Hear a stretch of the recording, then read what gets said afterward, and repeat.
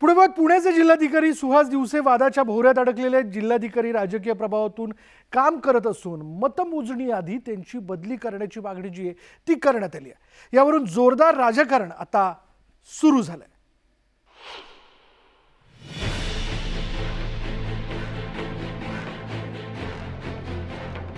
आमदार दिलीप मोहिते पाटील यांच्या प्रभावाखाली पुण्याचे जिल्हाधिकारी काम करत असल्याचा आरोप जोगेंद्र कट्यारे यांनी केलाय।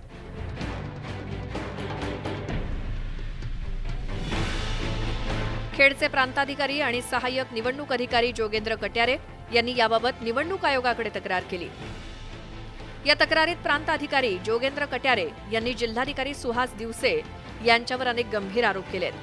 सुहास दिवसे हे खेड आळंदीच्या आमदारांच्या प्रभावाखाली काम करतायत। सुहास दिवसे हे अनेक वर्ष कृषी आयुक्त आणि क्रीडा आयुक्त अशा विविध पदांवरती काम करत पुण्यातच ठाण मांडून आहेत। त्यासाठी त्यांनी त्यांच्या राजकीय हितसंबंधांचा आधार घेतल्याचा आरोप देखील करण्यात आलाय।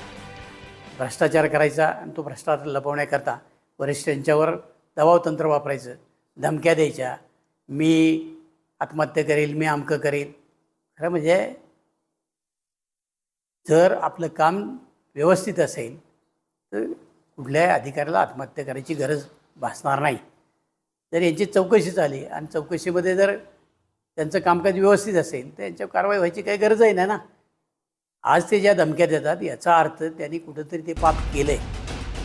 सुहास दिवसे यांनी माझ्या कार्यकाळात झालेल्या जमीन अधिग्रहण प्रकरणांची आधीच चौकशी सुरू केलेली होती। त्यातच 28 मे रोजी त्यांनी खेडच्या तहसील कार्यालयात पुन्हा छापा टाकला। हे सर्व खेड आळंदीच्या आमदारांच्या प्रभावातून केल्याचा आरोप कट्यारेंनी केला। एकदा शासनाने यांची सगळी चौकशी करावी, CBI कडे करा, CID कडे करा, जे काय आणखी आहेत की SIT लावा।